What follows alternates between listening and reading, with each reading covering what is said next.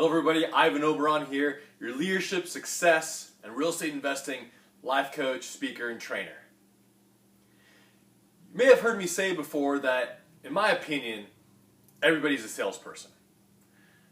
Now there might be this negative connotation to that word salesperson, and you might not consider yourself right now a salesperson per se.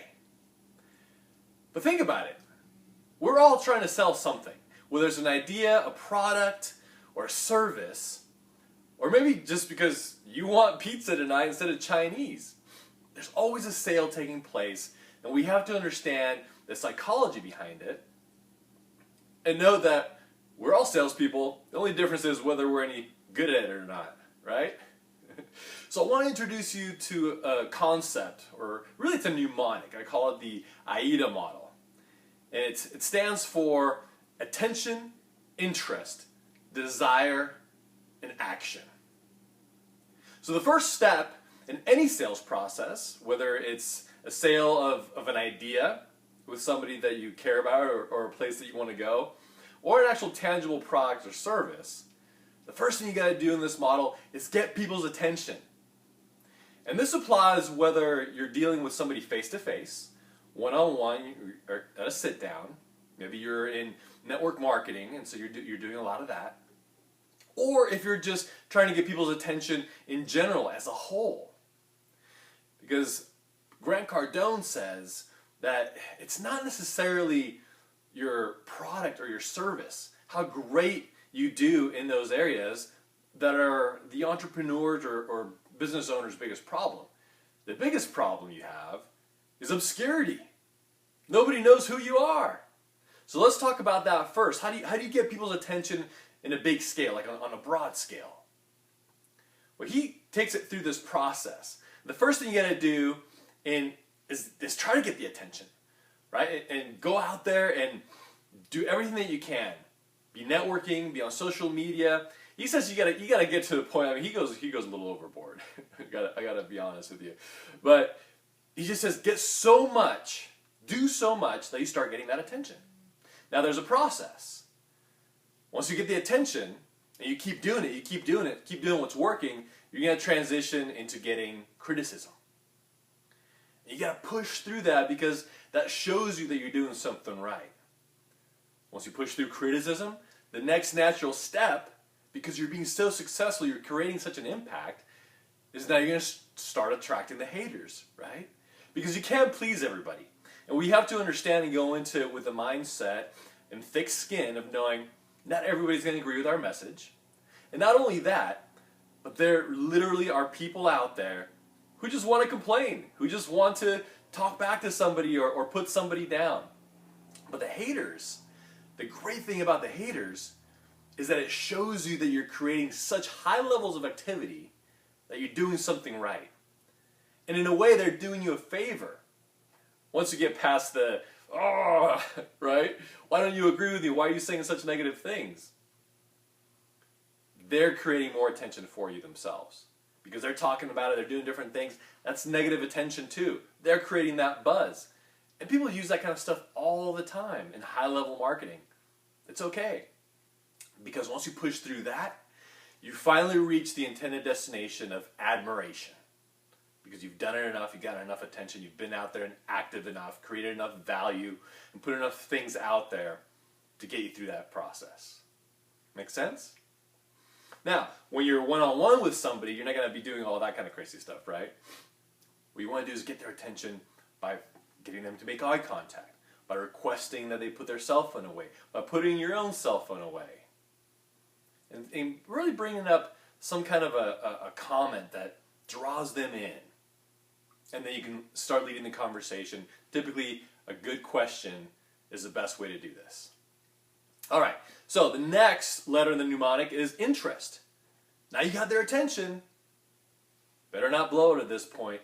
Better get their interest. And usually a pretty effective way to do this is to highlight a pain point or a problem, right, that you want to fix, that you have the solution for. Highlight that and it'll get their interest.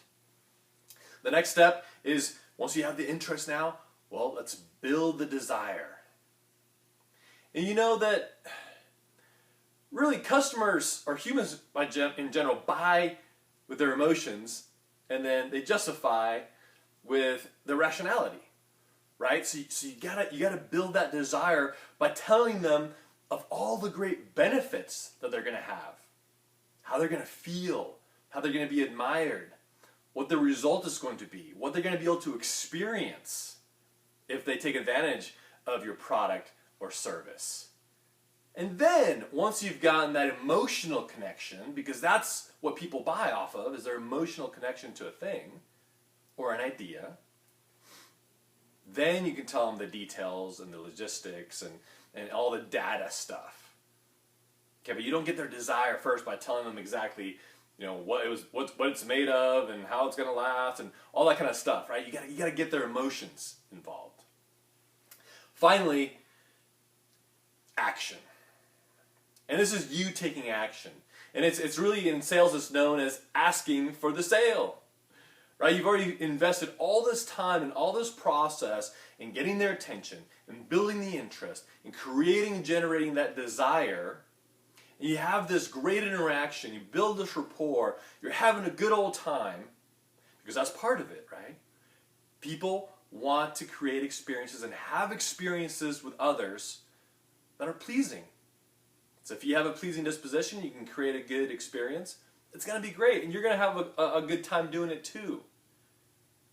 The problem is that a lot of people stop there, and they don't ask for the sale. They don't ask the prospect or the other person to take some kind of action, which was the whole purpose of that entire process, because they're afraid of rejection. They're feeling good, now they don't want to be rejected, so they're scared to ask. And they just say, hey, great meeting you, great talking to you, great meeting, we'll talk soon, or whatever.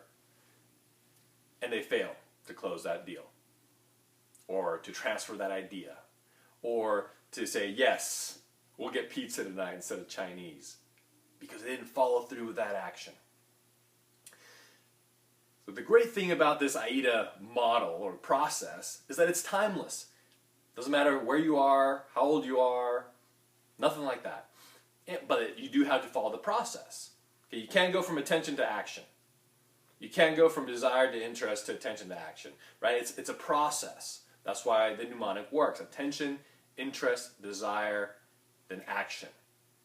It'll increase your ability to close and to get your ideas across tenfold if you do it and you follow that process. Remember, there's always the next shiny object, the next great thing that you can hold in your palm, that you can do all these things for you, but nothing replaces the value and the quality of real human interaction, of adding value to others. So take this to heart, keep it in mind, and use it, and let me know. Leave some comments below once you do take some action, and let me know if this added value to you. And remember, until the next video, hold your vision for the life that you want to create. And if you want to talk about how I can help you in this process, if you have an event that you want to book me to speak for, let me know. Visit my website at ivanoberon.com and connect with me. All my social media links are at the top, or shoot me a quick email. Thanks so much, everybody. Take care.